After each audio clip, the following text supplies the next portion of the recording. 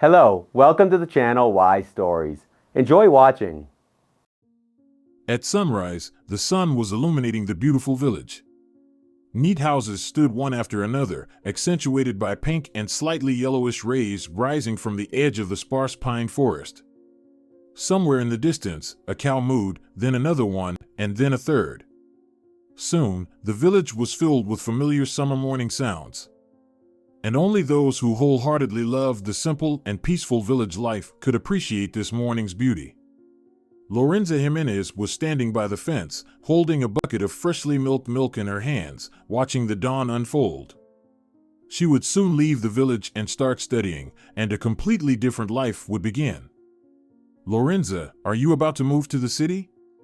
Your mom always used to say, it's good to be useful where you were born, but it turned out that you want to run away," the neighbor said.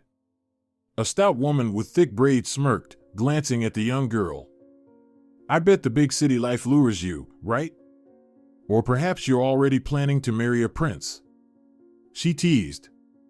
"No, Valeriana, I want to study, work, and maybe even get an academic degree," Lorenza said, proud of her plans.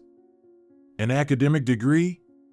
People who live in the city are running away from the hustle and bustle, from the endless rat race, and here you are, as if dropped from the moon, planning to head to the city. Your friend is staying in the village, and you're running away," the neighbor protested, still smiling. There was no malice in her objections, rather, it was just ordinary curiosity and interest. A slender woman left the house, wrapped in a thin scarf she had knitted a few months ago. Mornings have become chilly, soon autumn would arrive, and they would start preparing for winter, like everyone in the village. Saraphina Jimenez approached her daughter, and the neighbor immediately seized the opportunity to chat. "I suppose you're not thrilled that your girl is about to leave for the city?" Valeriana asked. "Let her go. It's time for her to make her own mistakes. It's no use trying to explain it to her. She never listens," Seraphina replied. "We all didn't at her age," Valeriana said, then laughed. Lorenza left her mother chatting with the neighbor and went into the house to strain the milk and put it in the fridge. She already imagined waking up in the city and getting ready for college. It would be a completely different life without all these village duties and without the endless array of problems that seemed to snowball every day. Lorenza already pictured herself at university. She diligently prepared, passed exams, got a scholarship, and couldn't be happier that she would now receive a higher education, work in her field, and become a respected person. Most of all, Lorenza was afraid of staying in the village. She saw no prospects for life here. The door creaked open, and Natalia peeked in. Lorenza immediately embraced her, realizing that they would hardly see each other after spending months apart, even though they had been together since kindergarten. Overcoming such a separation was hard. They were like sisters. They had stopped going to kindergarten together and then went to school, but their plans and views on the future diverged. "Lorenza, why on earth do you need to go to the city? Stay with us, look at this nature, the tranquility and the beauty. Will you have the same in the city? Will you have the same sunrise as here? You'll leave, and then you'll regret leaving your mother. She's not getting any younger," Natalia pleaded. "Oh, come on, Natalia, I've already made up my mind. For some reason, everyone around me thinks they know better than me what I should do and what I shouldn't," Lorenza replied.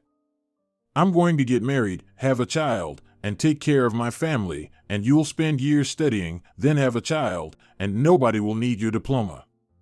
So why not save time?" Natalia asked hopefully. Lorenza didn't judge her friend's life choices, but she wanted to achieve something in life, not just have a child and then put her status on social media as a happy wife and mom. "I don't know how to convince you. I don't want you to leave. Marina went to the city, came back pregnant, and now she's a single mother in the village and doesn't know where to find work. Why do you need this city? Look at our beauty here," Natalia said, tears welling up in her eyes.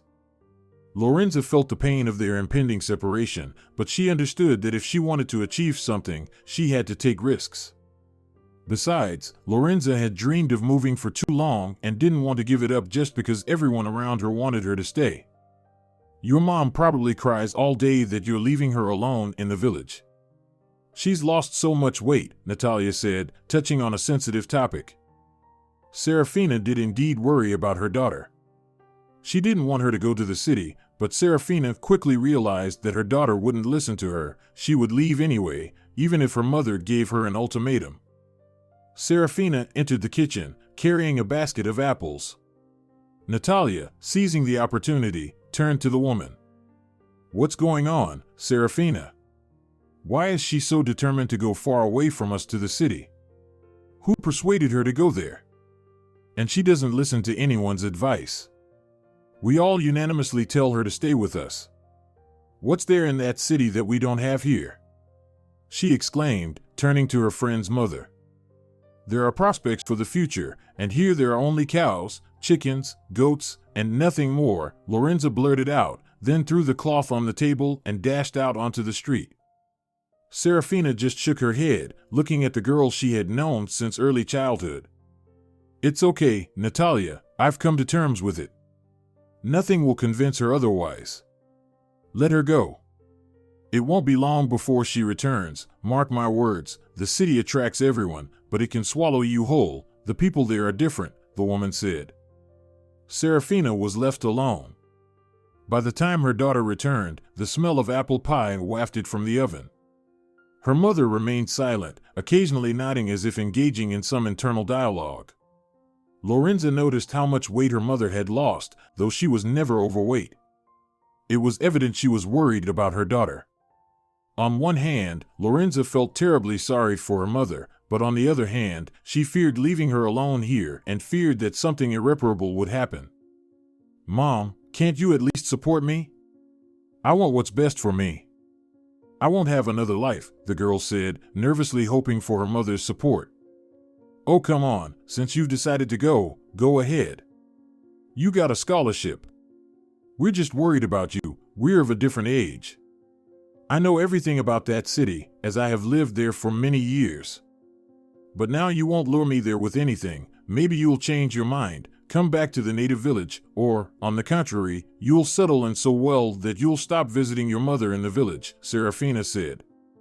She felt tears welling up. The woman covered her face with her hands, and her daughter came up and hugged her tightly. Lorenza kissed her mother on the forehead, and they stood like that until Saraphina calmed down. Dawn was breaking on the horizon. Saraphina was standing at the bus stop, and her daughter was dozing off beside her. Lorenza hardly slept, deeply troubled, unable to calm down because, from this moment on, a completely different life she had longed for and a life her mother had never wanted for her would begin. "People in the city are mean, you'll quickly realize that it's not at all like in the village," Saraphina said, looking at her daughter, not wanting to argue with her in the last hours they could spend together. "Mom, don't overthink it. People live in the city somehow, and nothing happens. Why should it be different for me?" Lorenza asked, then stared off to see where the bus was about to arrive. Finally, the large bus, packed with people, started to approach, swaying from side to side. Lorenza hugged her mother one last time and then sat down, thinking about how she would settle in the new place, how she would come to university, where she had been accepted, and how everything would be different, not like in the village. Saraphina was standing beside the bus, waving to her daughter, quietly wiping away tears, afraid that this meeting might be one of the last. First, she stopped seeing the village in the window, and then the whole landscape changed. Lorenza was watching as everything around her became more civilized, tidy, and soulless at the same time. She felt ashamed that she hadn't bid her mother farewell properly and left in such a hurry, ignoring everyone who had asked her to stay. But most of all, Lorenza feared missing her chance, staying in the village without ever experiencing city life, full of opportunities and happy moments. More and more often, she could see modern villages, and then everything became urban. Small houses were replaced by towering skyscrapers, which unimpressively loomed over people. Lorenza got off the bus and walked her usual path. In 20 minutes, she found herself in a small rented apartment, which she could afford, and for some reason, she felt sad. No longer would she wake up at dawn to the smell of freshly cut grass. No more of those happy moments when, early in the morning, she would step outside to inhale the scent of the nighttime thunderstorm. Here was a different smell. It smelled of cars. There was a constant buzz, neighbors shouting. It was different. Years flew by unnoticed. Lorenza studied diligently, received a scholarship, passed all her exams, and finally got the high grade she deserved. But she had to combine studying with work, as she had to pay for the apartment herself. The longer Lorenza stayed in the city, the more she wanted to return home, where she could wake up again to the sound of mowing cows and do simple village tasks that always brought her joy. Life in the city turned out to be quite different from what she had imagined, but Lorenza didn't regret anything. She would receive the education and then return to the village, where she would work in her profession, benefiting her community. Lorenza went to visit her mother. Saraphina, who had long accepted her daughter's choice, warmly welcomed her. They were sitting in the kitchen, chatting, and the smell of freshly baked pies filled the air. Lorenza looked around her mother's house, feeling a pleasant nostalgia. She wanted to stay here and not leave anywhere. It was amazing to spend the summer in the village. They had to work a lot, but there were also many happy activities. I was offered a job as a waitress at outdoor events for the summer. I agreed. I think it'll be fun. Besides, I need money now, and during the summer, you can earn a lot doing this, Lorenza said. That's good to hear. I'm very glad you've decided to come back to the village after you finish your studies. I think it's a great choice, especially since you're doing it from the heart. We lack veterinarians here. You'll have plenty of work, so you don't have to worry about that, Saraphina said. Lorenza nodded but felt a sense of general disappointment. Maybe she shouldn't have left at all? Maybe she should have gone to study with the local veterinarian, got everything she needed, and then started working. Her mother had become quite thin and looked unhappy, and there was a melancholy in her eyes that spoiled her mood and aged her outwardly. Lorenza knew that her friend's fate had not turned out the best, and now she didn't even mention Lorenza returning to the village as soon as possible and staying there. So, is it not your cup of tea to live in the city? Very few villagers rush to the city and stay there, even after 5 years. Sooner or later, you want peace, rest, land, and pleasant fresh food, not the plastic tomatoes they sell in the stores. But I'm glad you tried. Although, who knows, maybe by the end of your studies, you'll change your mind again. I'm not holding out much hope, her mother said, shrugging. She remained silent as if harboring a terrible secret, occasionally glancing at her daughter, who immediately noticed the changes in her mother's behavior. When Saraphina finally spoke, her daughter rolled her eyes. I was reading the cards. Troubles await you in the city. You won't listen to me now. You'll say it's all nonsense, but cards never lie, darling, Saraphina said. Mom, for God's sake. What are you talking about? It's the 21st century, and you're reading these greasy cards and basing fate on them? Lorenza exclaimed indignantly, muttering to herself as she grabbed a tray. She didn't like it when her mother started reading cards again, hoping to persuade her daughter, so she would stay next to her mother. Go to Natalia, we'll talk later. Natalia isn't experiencing the best moments of her life. I feel sorry for her. The poor girl ruined her life, Saraphina said. Lorenza just nodded, not wanting to reply. Her mother sat down at the table, once again spreading out the deck, while her daughter went outside and quickly headed to the large house, which was located almost on the outskirts of the village. Although over the years, several more construction sites had appeared here, apparently, soon this house would no longer be on the outskirts. Natalia was sitting on the veranda, talking to a little boy, repeating something, as if the baby could understand her. When Natalia looked up and saw her friend, she jumped in surprise and joy. She rushed down the steps, hugged her, held her close, and, crying, kept repeating how happy she was to see her. Lorenza, it's so good that you came. I missed you so much, I can't bear it. You're such a smart girl, Lorenza. It's good that you left everything behind and started a new life in the city. Now, even if you want to come back, you'll have an education, a job, and everything you want. I'm a fool, Lorenza, but I can't go back now. I'll have to deal with the consequences, Natalia cried. Lorenza hugged her tightly, leading her out onto the veranda. The girl went to the kitchen, brought coffee, and placed it in front of the young mother on a neat round table, along which ran an ugly crack from a blow. Natalia simply nodded in gratitude, then looked into her friend's face. Look at how our lives have changed, Lorenza. We've been through so much together, but look how differently our lives have turned out. You're a smart girl, everything will be fine for you, you made the right choice, and I've been a fool, Lorenza. I can't come back now, and I'll have to deal with the consequences, Natalia said, sniffing and pressing her lips together to avoid crying. Lorenza looked at her friend and saw how her unhappy life had aged her. Even though Lorenza and Natalia were the same age, the latter looked about 6 years older. Her gaze was tormented and unhappy, she had gained significant extra weight, and her skin and teeth had deteriorated.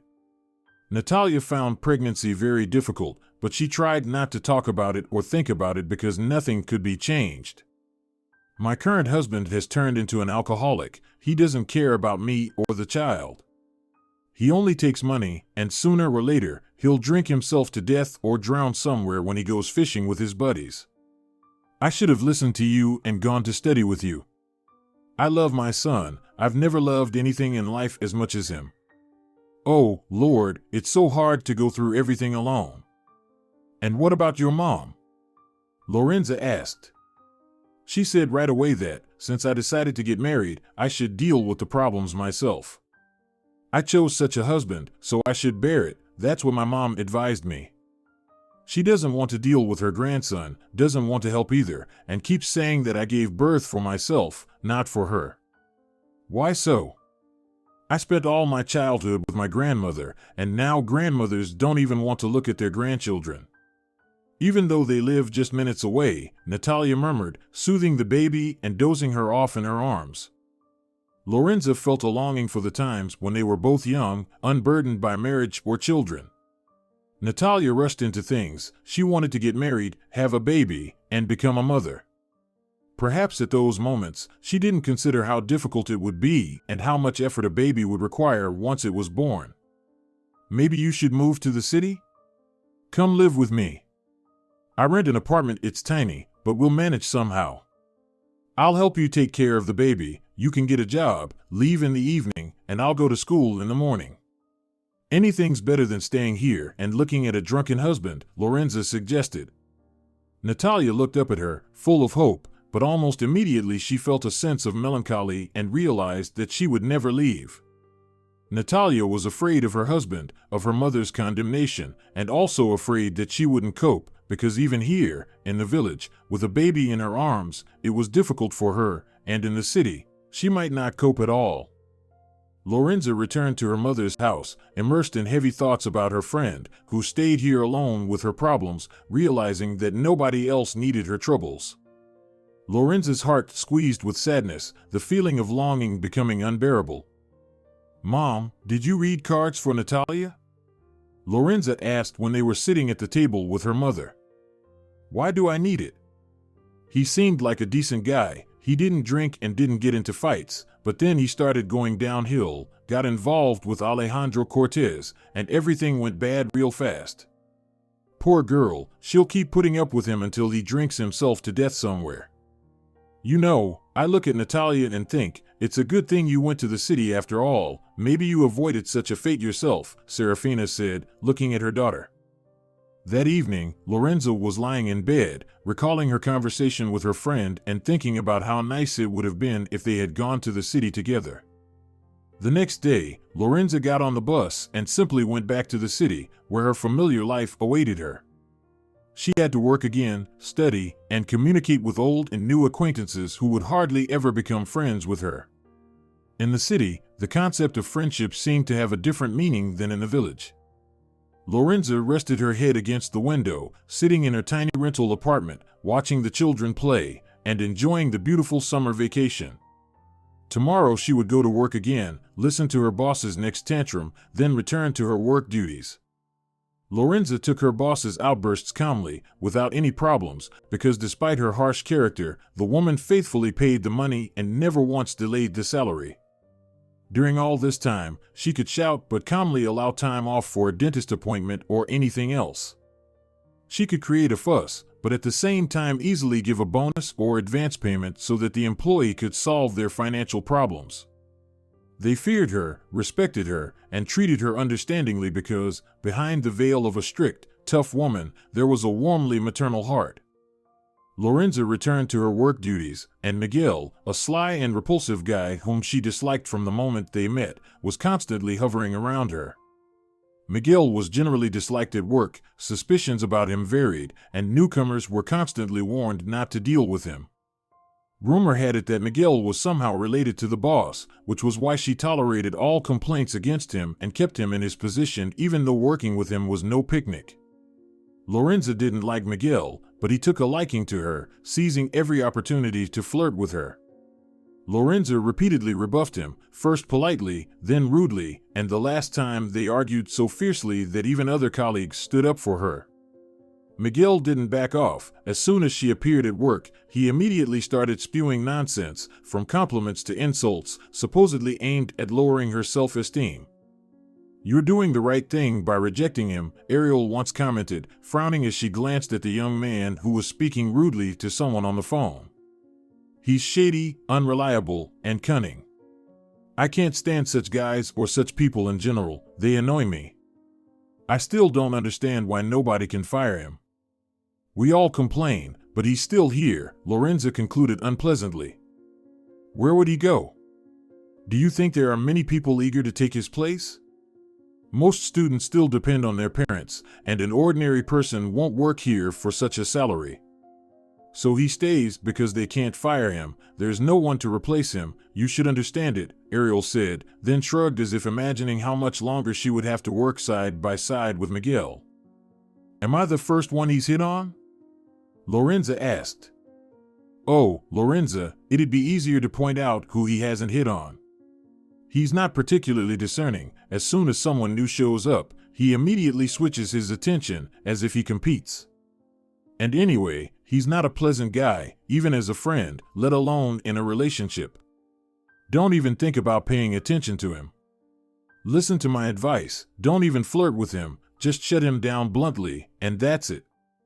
We've heard rumors that last year he got a girl pregnant and dumped her, and now he doesn't even pay child support.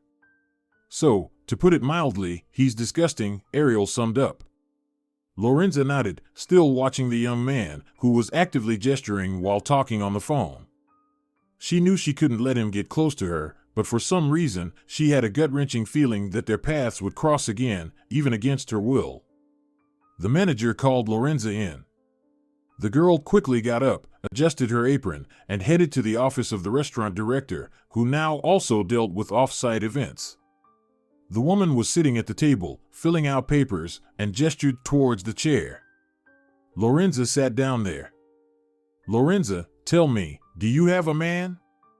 the manager asked.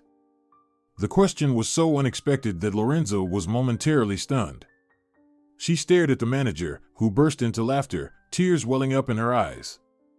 "I just want to protect you. I see Miguel hitting on you. Maybe you date someone else. I won't have anyone to replace you. I don't want to find out later that you've gotten knocked up, and I urgently need to find a replacement for you. I've already talked to all the girls, now it's your turn. What are the chances that you'll get pregnant?" "Zero, Leonila," Lorenza said and stared at the manager, who didn't mince words. "I doubt it, of course. I don't have anyone. That idiot Miguel, I've rejected him 10 times already, but he keeps following me around like a fool. I don't have anyone, and I'm not planning to look for anyone in the summer. I need to earn money to pay for my apartment, not to date men," Lorenza honestly reported. Leonila Santos squinted, looked closely at the girl, and then nodded. "You're really something, Lorenza. At your age, my parents provided for me, and then I got married and relied on my husband. When we divorced, I was already 30, and I had no idea how to live on my own. It was hard to get used to, especially at that age when it seems like everyone around you owes you something. And since you've been independent since a young age, it'll be easier for you to adapt later in life. You know, life is much harder than when you're in school or university. There are a lot more problems in real life than it seems at first glance. But you're a tough girl, you'll manage. Look, we have a grand wedding on a riverboat coming up soon. I want you to go. I'm counting on you. You're doing great. There were never any complaints about you, everyone is satisfied. Leonila got up, went to a small table, poured herself a large cup of coffee, and then returned to her desk. She lit a cigarette, looked at her protege, and just nodded as if answering an unspoken question. A local rich guy is marrying off his son, and I took this job, but I already regret it. Everything has to be perfect. It's not like some corporate banquet. So I'm counting on you to make sure everything goes smoothly. Don't let me down, Lorenza, at least you, Leonila grumbled. Lorenza left the office. She looked focused. This conversation left her with a bitter taste simmering somewhere in her chest. There would be several off-site events ahead, including the wedding on the riverboat. The manager was going crazy over this wedding, lecturing them almost every day, saying they wouldn't get away with anything and that if there were any incidents, she would leave everyone without pay. Lorenza decided to visit her mother in the village because she wouldn't be able to go for a while. There were too many events that she had to work on. In her free time, she wanted to sleep as much as possible and prepare for the upcoming year at the university. Her mother welcomed Lorenza better than last time. Her cheeks blushed, she had gained a little weight, but overall she was recovering. Lorenza was most afraid that her mother was sick but refused to admit it to her daughter, so as not to worry her unnecessarily. I don't like that Miguel will be on the boat. You should be more careful with him, there's no smoke without fire, dear. In such cases, you should listen to people's warnings, her mother said. Lorenza nodded, but she knew that even without her mother's advice. Unlike others, she didn't attach any importance to Miguel. He was just an overconfident guy who was out of line, but he was unlikely to be capable of any malice or deceit. Lorenza did the usual village chores that she missed so much. She increasingly thought that moving to the city was a mistake. Surely, even education wouldn't bring her as much joy as her previous carefree life did. Compared to the hustle and bustle of the city, which brought no results, the calm and measured village life, where she did everything for herself, not for some authority, seemed truly heavenly. Lorenza spent several days in the village. It was time to return because she had work and the long-awaited event on the boat, which her boss was already going crazy about. Natalia took it upon herself to see Lorenza off since her mother, after embracing her tightly, left for work, unable to wait for her departure. Natalia walked alongside, pushing the stroller, looking at her friend with undisguised envy. It's so strange, we've lived together for many years, we're almost like sisters. We went to the same kindergarten and the same school, studied, and got into trouble together. Remember when we fell into the river and the local boys rescued us and didn't tell our mothers? Natalia asked. They remembered that incident and laughed, although at the time it seemed scary. They could have drowned in the fast river if the brave boys hadn't rushed to help them. The high school students rescued the girls and, after taking their promise not to approach the river again, said nothing to their mothers, well aware of what they were like at their age. These childhood memories squeezed Lorenza's heart because she knew she would hardly ever return to those places, as a large resort had been built there. It was a wonderful time when the city had not yet encroached on the village territories, and they could wander and roam wherever they pleased without fear of stumbling upon yet another construction site, leaving behind endless amounts of garbage. Sometimes, I wonder how my life would have turned out if I had gone with you to study. Probably now I would be getting an education, going with you to off-site events to earn extra money, and in the evenings, we would watch movies, play computer games, stroll around the city, and not worry about anything, Natalia said. When you left, I thought you were a fool because leaving the village and family life just to realize yourself in the city seemed like sheer madness to me. I judged you so harshly, maybe I envied you even then, and now I understand completely that you did the right thing. You're the only one from our class who made the right choice. If you ever want to come back to the village, you'll be welcomed with open arms, while I'm stuck in the same old routine now. Lorenza hugged her friend tightly, feeling deeply sorry for her. The situation in her life was escalating, more and more problems arose, and her husband showed fewer signs of sobriety. Natalia had given up hope of her family life becoming somewhat normal. At first, she thought her husband would quit drinking once he found a job, but he promised to quit when the baby was born. But now he had lost his job and they had a child, yet his harmful habit proved to be much stronger than the endless promises he was ready to make.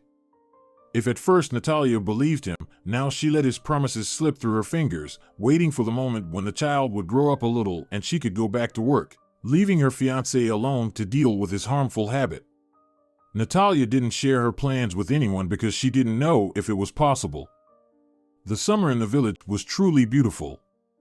Beautiful golden fields stretched everywhere, and lush green trees leaned down to the river, touching the water with delicate petals. Somewhere in the distance, the rumble of a bus was heard. Lorenza still hugged her friend, who cried quietly, unwilling to let her go. For Natalia, Lorenza was the only person who supported her. There was also Saraphina. She helped with the child and supported Natalia, but she couldn't resist giving advice. Lorenza hugged Natalia one last time, then boarded the bus, leaving behind only a faint scent of perfume, which seemed out of place among the rural aromas. Lorenza waved her hand to her friend, feeling a heart-wrenching longing filling her from within. The bus started moving, not leaving the dust behind, as it rained and everything was on the ground. Lorenza was sitting, occasionally looking around. The bus was almost empty. No one was going to the city in the summer, especially at such a time. As soon as Lorenza got off the bus, she immediately saw our colleague.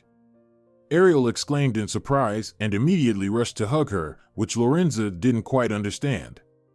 They only communicated at work, and even then, only on work-related matters, sometimes exchanging gossip, but that was it.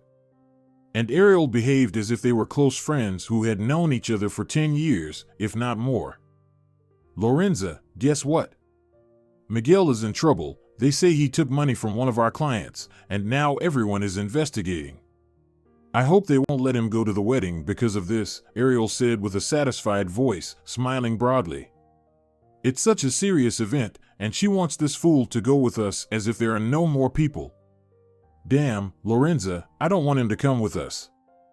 I'm not a superstitious person, but even I feel like this will end badly. Lorenza also felt that this situation with Miguel would end badly, but whether they would let him go or not was out of their control. Besides, Lorenza knew perfectly well that even if the situation were confirmed, Miguel would still go with them to the largest off-site event because they didn't have enough people.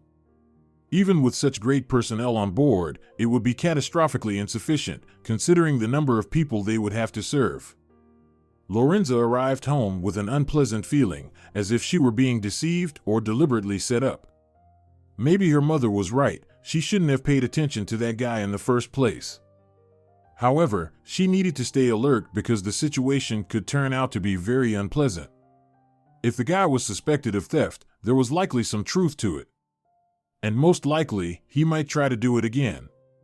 They worked as a close-knit team, and where one was accused, the rest were likely to be implicated as well. When Lorenza arrived at the restaurant, she immediately took her place by the counter to prepare breakfast for the business people who came in right after their morning meetings. Lorenza heard shouting, banging on the table, and endless indignation coming from the manager's office.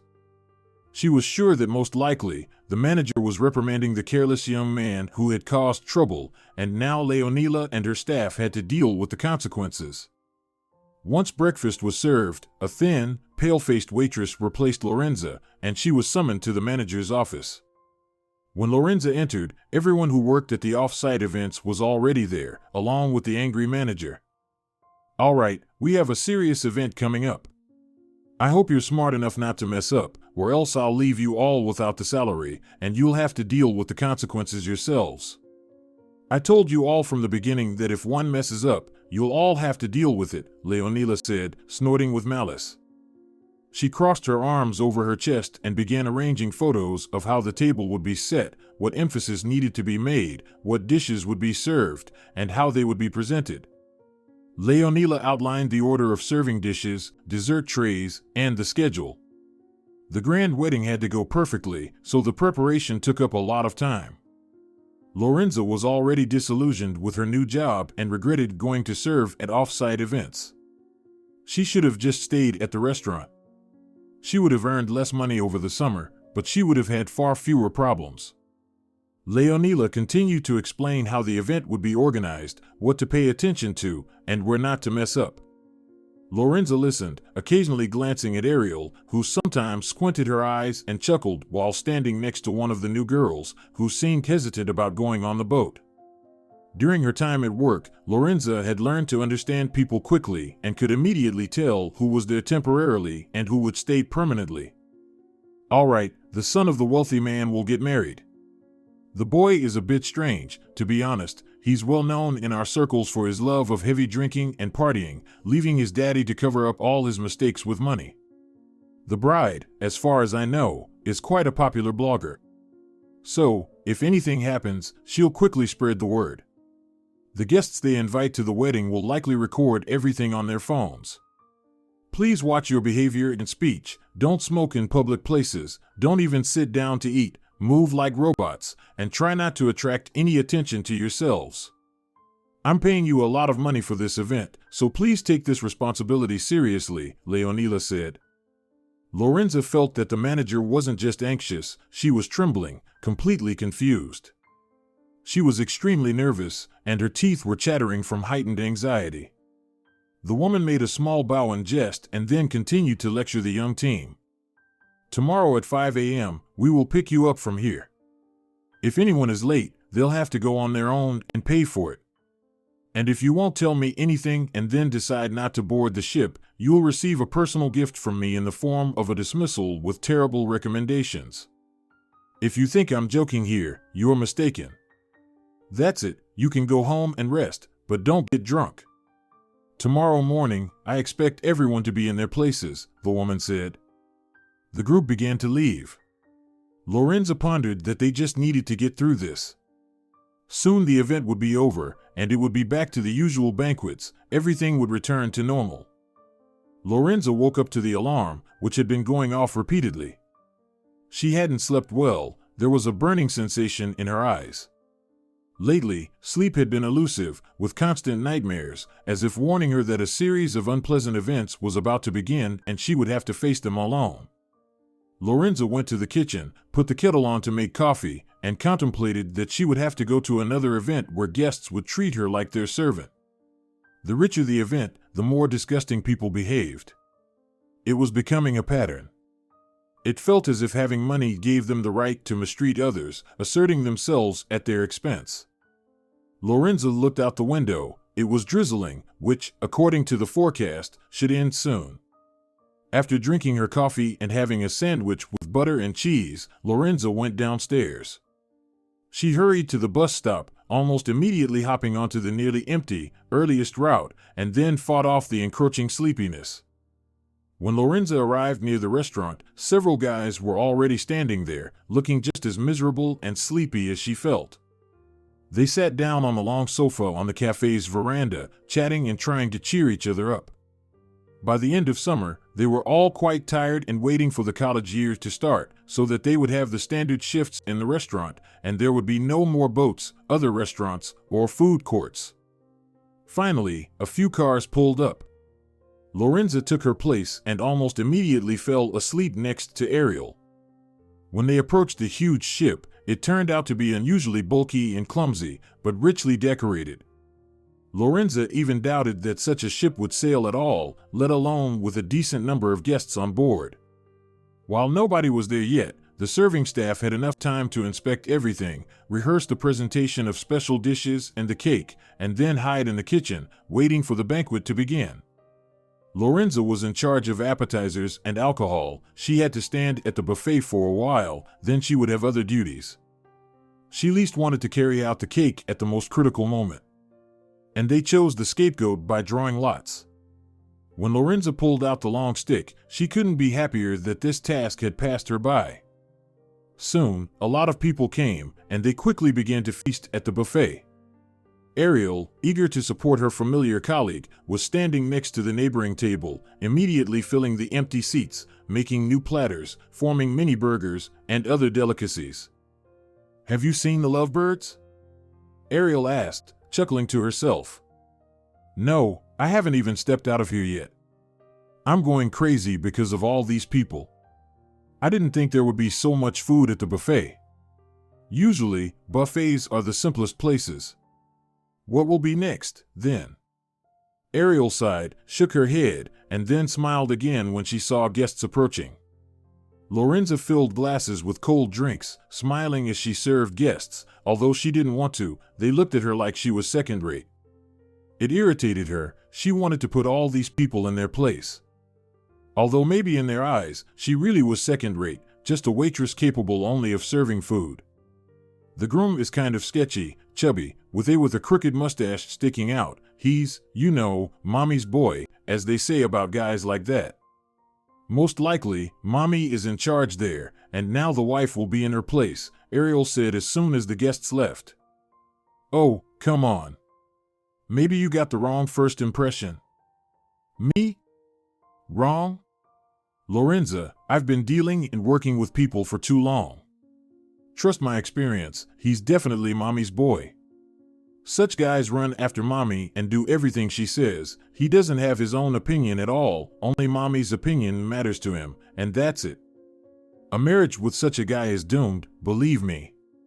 Either the bride doesn't realize it or everything suits her, considering how much money he has. Did you see the cake they brought? Oh my God, one cake probably costs as much as my car. Where do people get such money from? Don't tell me they earned it honestly." Ariel vented her frustration in between guests approaching the buffet. Soon the table emptied, and the waitstaff calmly returned to their places, preparing for the big banquet.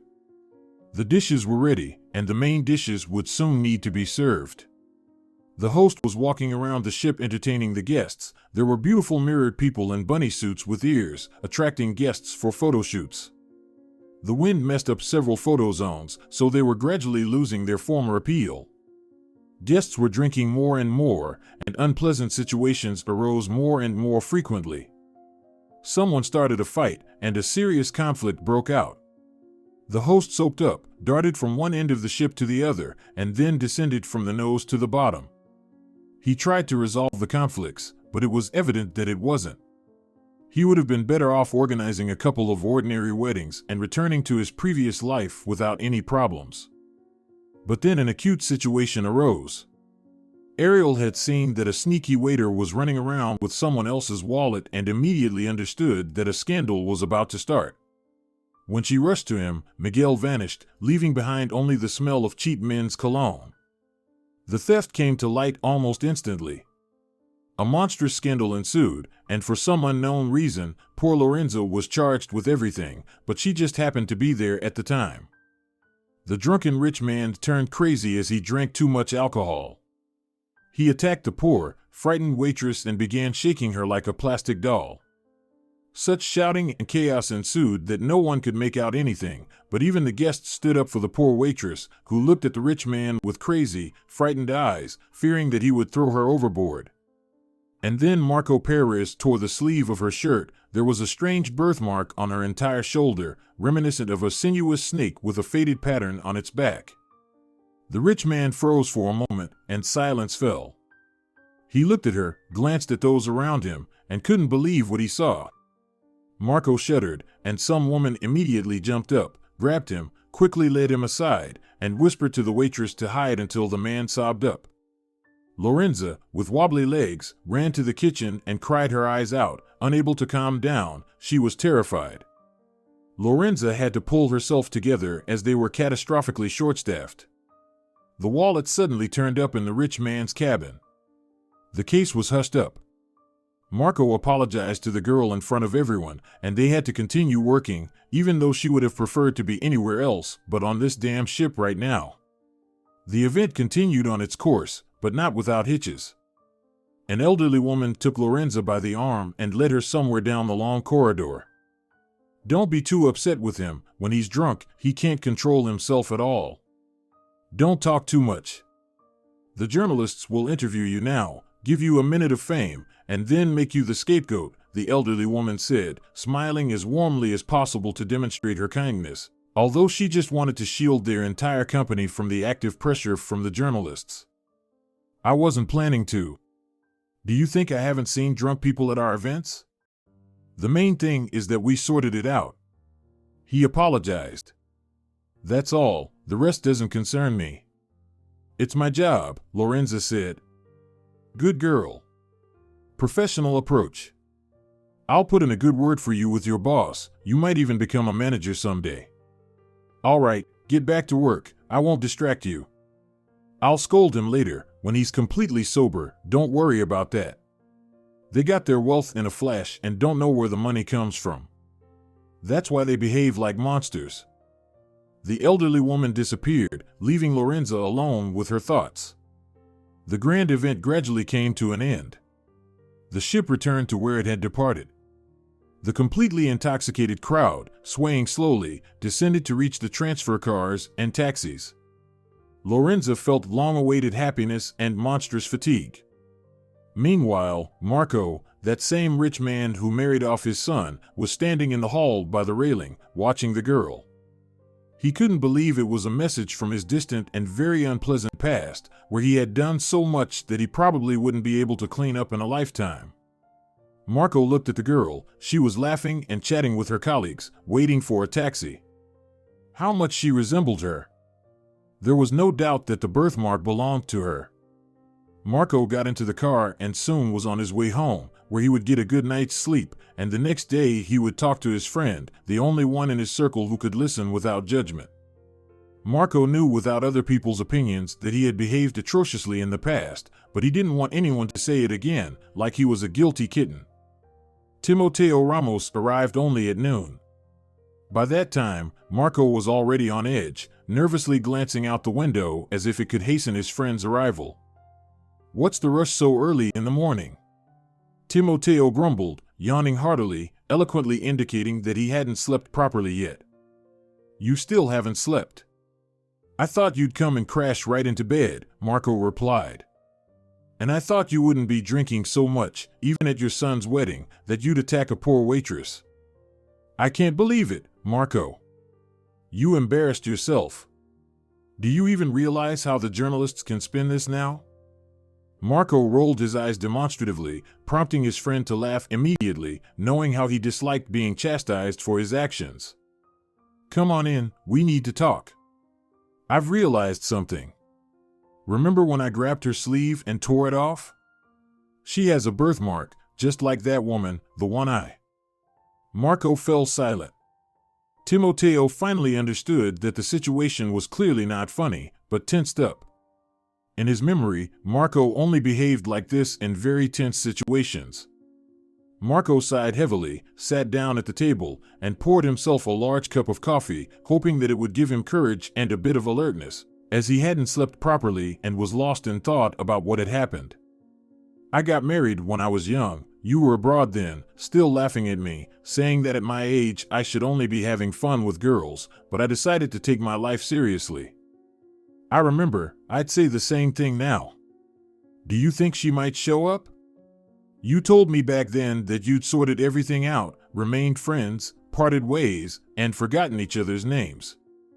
I even supported you back then. I remember being glad she didn't try to claim your money. I warned you she'd cling to you, but you didn't listen to anyone, Timoteo said, unable to contain himself. Marco fell silent, waiting for his friend to finally stop talking. I loved my wife very much. I loved her so much that she even appeared in my dreams while sleeping next to me. I was afraid to lose her. I didn't let her out of my sight. I would have tied her to the radiator, I swear, so she wouldn't go outside and no one would look at her. I know, I was an idiot, but I was young and foolish. Anyway, now Timoteo finally began to understand that the situation was much worse than he had initially thought. He didn't interrupt his friend anymore, allowing him to speak. We had a daughter back then. I didn't even have time to tell you. We argued constantly, and there were always some misunderstandings. It was very hard for her because I controlled her. I had fits of jealousy, and I admit, I even raised my hand, jealous to the point of madness. She took our little daughter and disappeared overnight. A few days later, I received a letter from a lawyer, and 2 months later, we were divorced. That's the whole story. The only thing is that the birthmark on the girl was in the form of a snake with a pattern, just like a winding ribbon with a head, the same as her mother's. When the girl was born, I laughed, saying their birthmarks were printed. Marco buried his head in his palms and felt like a complete idiot.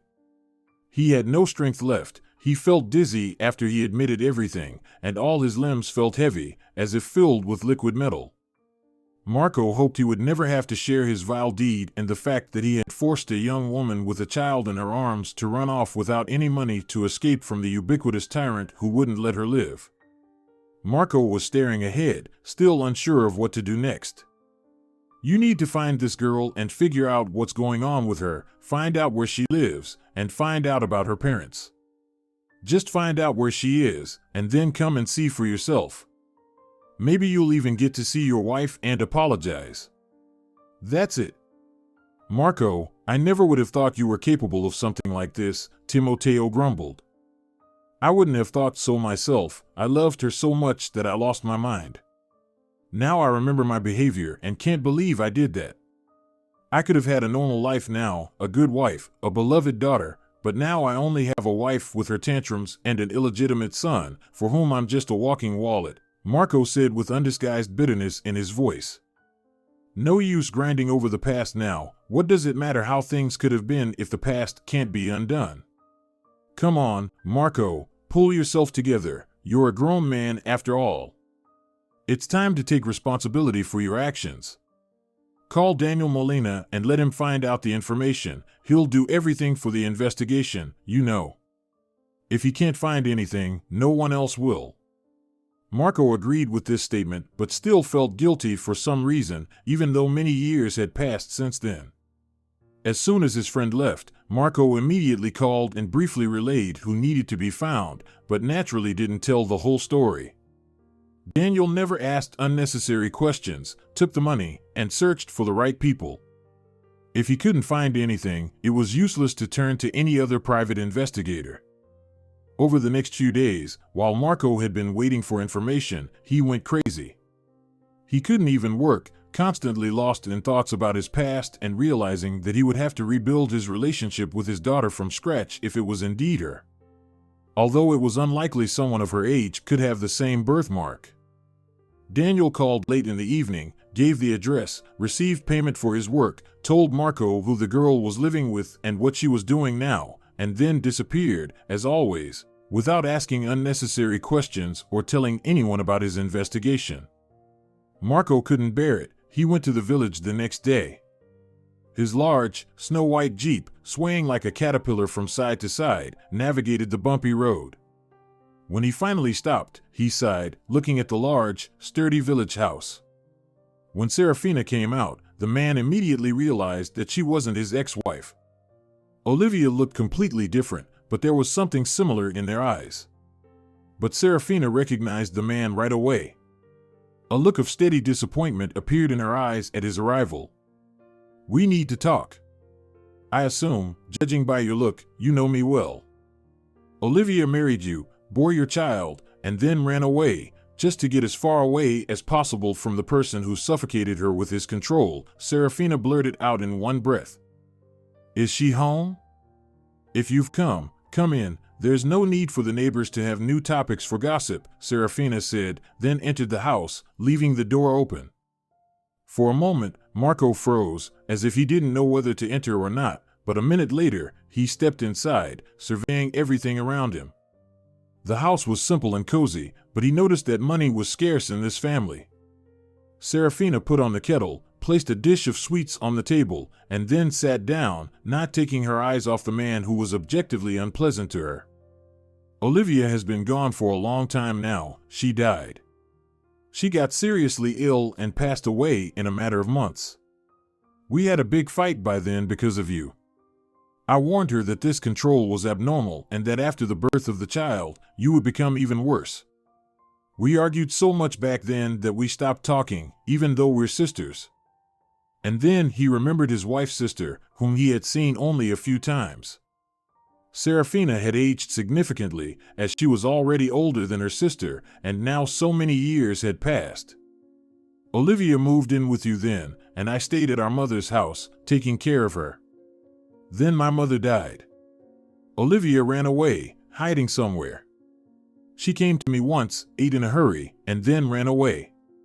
She was afraid you'd come here and start searching from here. She ran away, and then I heard from third parties that Olivia died and that she didn't have much time left when she found out her diagnosis, Saraphina said. Deep sorrow was evident on the woman's face.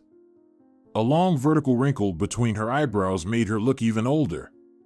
Saraphina leaned back in her chair, and it creaked treacherously. Then the guardianship authorities came to me and said they would take the girl to the orphanage if no one took guardianship of her. Of course, I couldn't leave my niece at the orphanage, but by then I was so tired. I remember I went to get her. She was crying and calling for her mom. My heart was breaking, but I was afraid I wouldn't be able to raise her myself. But they still took her, right? I don't want to take this sin to my grave. I didn't take her. I hugged her, cried, and apologized, but I didn't take her. Mom had just died. There was hardly any money, and the house was falling apart. There was no one to fix it. I didn't have a decent job back then, and I was grieving my sister's loss so much. But when I got home, I realized I couldn't live without her. 2 days later, I went back and got her. That's how we started living together. She's your daughter, there's no doubt about it. Unfortunately, she even looks like you. Luckily, only in facial features, not in character, but she did inherit the birthmark, the same snake on her shoulder. No need to have a tattoo, Saraphina waved off. It was difficult for her to talk about the past. There was a lump in her throat. It was growing, hindering her speech and plunging her into memories that were becoming increasingly heavy. He felt guilty because everything happened solely because of him. Why hadn't he looked for his wife? Why hadn't he traveled around the local villages, hoping to find her? He was young and stupid. His ego told him that if she ran away, then she must have been with some guy. Probably, she was cheating on him before that. Marco felt ashamed of how he had thought about his late wife, and he thought that he could have cured her illness. After all, there was plenty of money, and they could even afford treatment abroad. But because of his control, he left her with nothing. The poor woman probably blamed him until the end of her days. Suddenly, the door opened, and Lorenza walked in. She was stunned, as it was all unexpected. She was looking from Marco to her mother, not understanding what was happening at all. Saraphina, taking a deep breath and gathering all the remnants of courage, told the girl everything, trying to avoid sharp edges, as the girl shouldn't have known all the details. Besides, it would be better for Lorenza's memory of her father if she smoothed out the situation a bit. When Lorenza heard that she wasn't her mother and that the rich man who had been shaking her like a plastic doll was her father, she was shocked and speechless. Lorenza and Marco were left alone, talking for a long time and trying to understand how to proceed now that they had found each other. He left her money, promised to be involved in her life, and kept his word. It wasn't long before Marco invited his daughter to meet his wife and son. Santiago was not his biological son. Marco had married a woman with a child, and although they were living comfortably, they were clearly not thrilled that a blood relative had suddenly appeared. Eleonora, Marco's wife, and his son Santiago were not eager to interact with the newfound relative. Lorenza herself wasn't particularly inclined to socialize with them either. They were too different, with different outlooks on life. Lorenza continued her studies at the university, working as a waitress, despite the fact that she had enough money now. Her newfound father helped her financially and was willing to do anything to rebuild their relationship. Back at Saraphina's house, Marco practically begged his daughter to forgive him, and the girl decided not to torment the elderly man, who had no idea that his daughter had been living nearby all this time. It was quite difficult to restore their relationship, but Lorenza tried to be understanding towards her father, who had no idea how to communicate with an adult girl. Meanwhile, Eleonora couldn't find her place. She was deeply troubled by the fact that his blood daughter had appeared and now felt that her relationship with her husband was significantly strained. Against the backdrop of her calm daughter, Eleonora looked agitated and overly eager for money. Santiago, we need to do something urgently while it's still possible. If this girl gets Marco's attention now, we'll be left with nothing, Eleonora snapped rudely, glancing at her son. Santiago held a tablet in his hands, playing some casual games and ignoring his mother's words. Mom, come on, a girl showed up, and that's it, they hardly talk anyway. How do you know if they talk or not? Santiago, put away your damn tablet before I throw it out the window, the woman snapped, not even knowing how to talk to her son anymore, who deliberately ignored her. Santiago, you're still young, you don't know how everything works in this life. If she does everything right, trust me, we'll be left with nothing. She looks like a simple village girl, but in reality, she'll quickly put us in our place. Do you think Marco will want to leave his inheritance to a guy who isn't even his son? Or leave the inheritance to his real blood daughter? Now Santiago was silently looking at his mother. Eleonora grimaced, sat on a tall bar stool, and poured herself wine into a round glass. She rested her palm on her forehead, rubbed her temples, and then stared back at her son, who was listening to her. If we don't do something now, we'll be left without money. Men are always fickle. Today he loves us, and tomorrow he'll run off, find himself a younger chick, and leave the inheritance to his real daughter. God, she'll even have the legal right to claim everything, and we'll be left with nothing, Eleonora cut in rudely. The situation made her feel angry, and she couldn't sit still. Taking her glass, the woman started pacing around the living room, measuring it with her steps. Santiago, let's come up with something. Remember the guy who stole money at the wedding? Maybe you can strike a deal with him? We'll arrange some event, like a banquet. Let him hit her over the head with something, and she'll fall overboard. Remember, your wife is pregnant. You'll need money now more than ever. Or do you want to work for someone, living paycheck to paycheck? Eleonora insisted. The woman knew exactly which painful points to press. Santiago immediately got nervous, imagining life without his stepfather's money. Disgusting images of a joyless future flashed before him, where he worked in a factory, his wife nagging him in the evenings, throwing tantrums over lack of money, and he wouldn't be able to do anything about it because he was too tired after work. Then they would have a child, need even more money, and God forbid if his wife got pregnant again. Eleonora saw from her son's expression that she had finally managed to convey the essence of the problem to him. And if someone finds out, you'll walk away clean, and I'll be the one who gets caught. Eleonora rolled her eyes, listening to her son's accusations. She grimaced and looked at him with displeasure, thinking that she shouldn't have allowed this damn acquaintance with her daughter from the very beginning. If her husband had told her earlier, she wouldn't have let him go to the village. If someone does find out, no one will blame you. What does it have to do with you? They'll blame the one who hit her over the head. And you're related to her, so there won't be any accusations against you. Offer that guy more money, let him live quietly until he gets caught himself, Eleonora waved off. She was never interested in other people's lives or the consequences of her own decisions. The main thing was to achieve her goal, she didn't care about anything else. Just as long as it didn't concern her.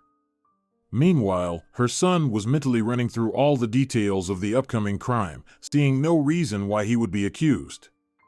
Maybe it was indeed worth the risk.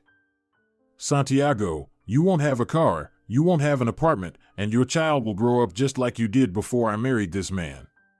You can't earn anything honestly in this life, but now you have a chance to be in good standing, to have money and a wife, and to not worry about the problems that await you shortly. Think carefully and don't do anything foolish, Eleonora concluded, then walked towards the staircase leading to the second floor. The woman looked tired from her thoughts. However, now even Santiago couldn't pick up his tablet or play games because all his thoughts were focused solely on the upcoming event. On the same day, Eleonora called the same restaurant. She ordered the event and asked for the same girl who supposedly handled the problematic situation wonderfully, and now they wanted to offer her more work. By that time, Lorenza had stopped engaging in outdoor events, devoting all her free time to studying. But her boss persuaded her without revealing that they had paid double for her. Leonila didn't even suspect what all this was for. By this point, the rich man's son had already made a deal with Miguel, who readily agreed to do everything for a sum of money. Not only would he make money, but he would also get revenge on the girl who had brazenly ignored him. The rich man's son knew who had stolen the wallet back then, but he didn't care if an innocent person was blamed. And now he could blackmail this sneak who was unhappy with the presence of a witness. Santiago was so scared of getting nothing that he decided it was better to take the risk now than to end up with empty pockets later. When Miguel boarded the ship, he was ready to do everything as they had agreed, and when he was alone with the girl, he hit her over the head with a bottle. As the man turned the girl towards him to throw her overboard, she saw his eyes. Terrified, Miguel flinched. She had seen him. In a panic, Miguel threw her overboard, hoping the girl would drown and everything would be as planned. "Is it done?" Santiago asked when he was alone with Miguel.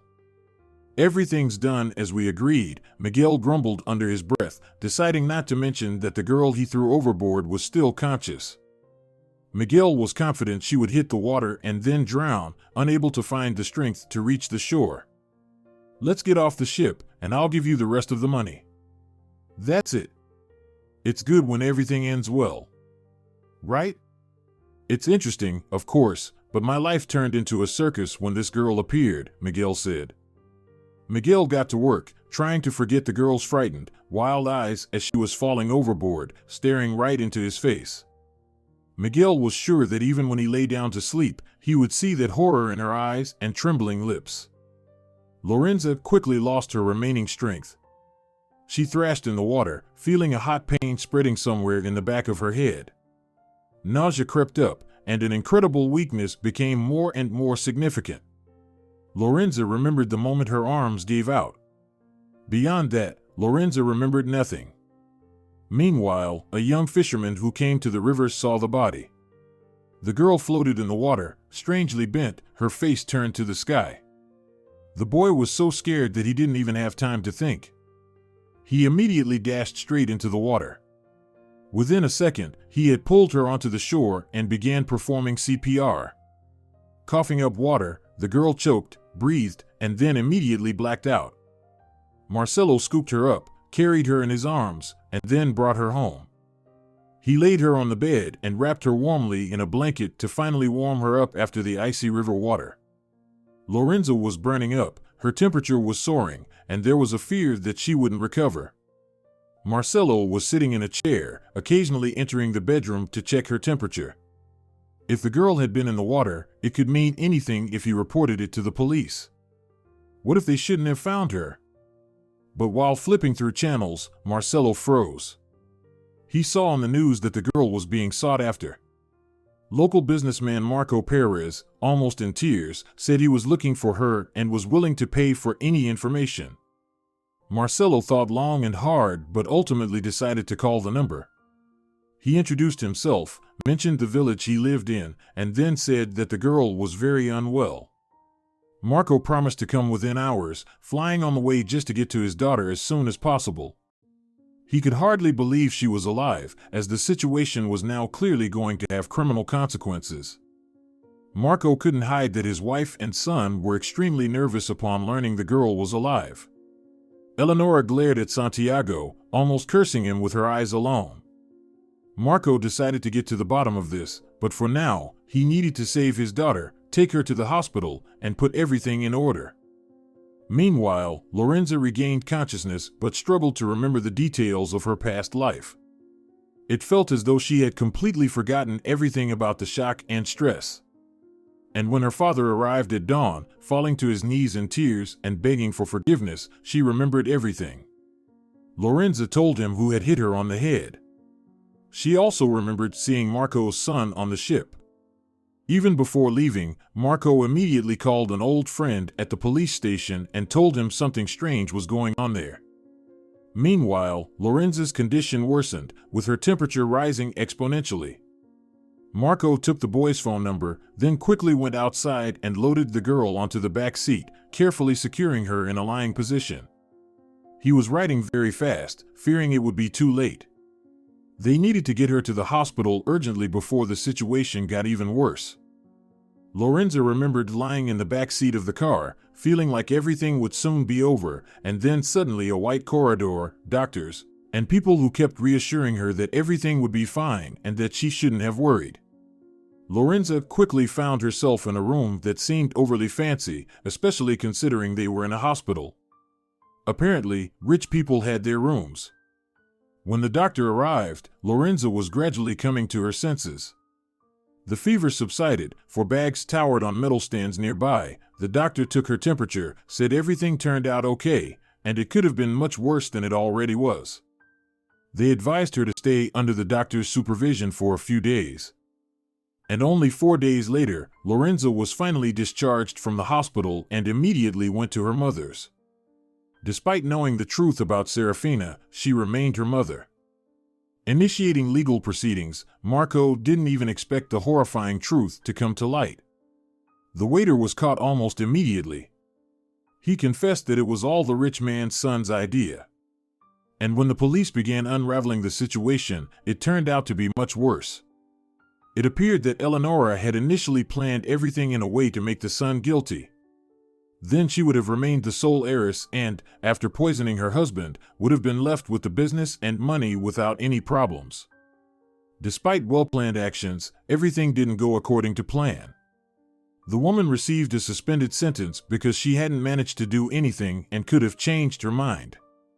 The man was unhappy that the sentence was suspended but signed an unofficial pact with the woman. Eleonora would take the apartment and beauty salon he had given her and then disappear from his life forever. This option suited them both. Meanwhile, Lorenza lost all sense of continuing her studies but persisted nonetheless, planning to become a good professional and return to the village. As her mother warned, city life turned out to be a real nightmare, where problems only grew despite having money, now supplied by her father. By the way, the man felt guilty and tried to make amends. Lorenza didn't blame him. After all, he couldn't control everything in the world. Now, almost every weekend, Lorenza visited her mother, then returned to college, and counted the months until she would be back in the village, where there would be no such problems or constant pressure. Lorenza wanted to return to the place where she was loved and accepted unconditionally, where everything was just like in her childhood, where there was peace, fresh air in the mornings, and a wonderful life surrounded by animals she adored. She finished her studies. She received her diploma and returned to the village, but first, Lorenza went to the small village where she was saved. She maintained communication with the fisherman who pulled her out of the water. They quickly started a relationship. He visited her in the city, and she visited him in the village. Now Lorenza came to take the fisherman back to her village. Marcelo lived in an almost abandoned village. There were very few people left. Lorenza and her mother lived in a good, bustling village with plenty of people and work. Marco renovated Saraphina's house and also bought a house for his daughter. "If I had known so much would happen to you, I would have locked you in the basement, I swear," Saraphina said when they were all together in a big group, sitting in the gazebo in the garden. The blooming apple tree dropped pink petals onto the table, and there was a wonderful scent that could only be felt in the village. Lorenza terribly missed those beautiful moments. Lorenza didn't just live with her husband in the village. She worked as a veterinarian at a large factory, taking care of the health of cows, a large herd of pigs, and sheep. The work was challenging, but she was glad to have the opportunity to do what she loved and apply her skills after years of studying. Saraphina, let it go. Look how well life turned out, a house, a husband, a future. Maybe it was worth going through all that for what we have now? Marco asked with a smile. I have a daughter now, and we got rid of the rat, my wife. I couldn't be happier with how everything turned out. It's true. Life has changed. Olivia would be happy to see how well our daughter is living now, Saraphina said. They were sitting at the table, talking, and there were no arguments or problems between them. All misunderstandings were left in the past. Lorenza tried not to dwell on it. She erased the incident on the ship from her mind and tried to live for today, leaving hope for a beautiful future in her heart. If you're enjoying it as well, leave a like and subscribe to the channel.